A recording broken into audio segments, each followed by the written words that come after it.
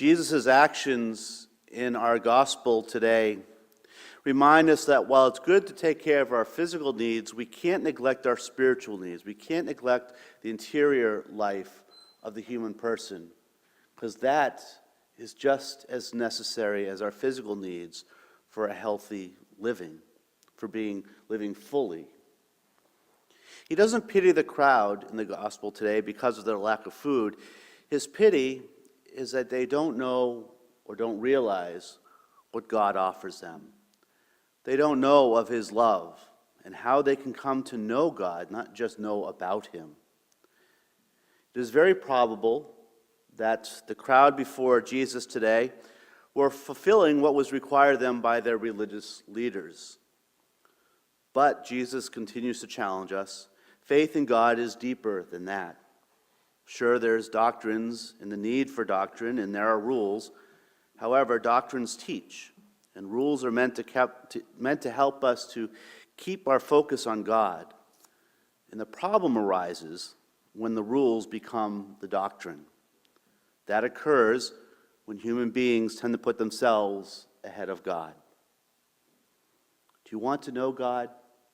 St. John tells us today, simply love. And to love one another is different than tolerating one another. Love desires. It desires the object of love. It desires the good of the one loved. To tolerate is simply to ignore the other or aspects of the other. Tolerance requires no effort on our part. Love requires great effort. We all know that loving, meaningful relationships in our lives require great work and sacrifice. We're called as Christians to love all those in the image and likeness of God with that same work, that same effort, that same sacrifice.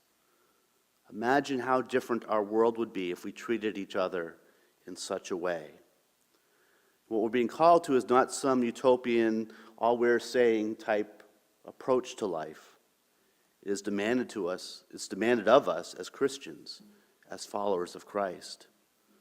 Such an approach to life is difficult. It does require great effort. But that's why we have the sacraments. That's why we gather as a family of faith. That's why we have prayer, the example of the saints, to inspire us.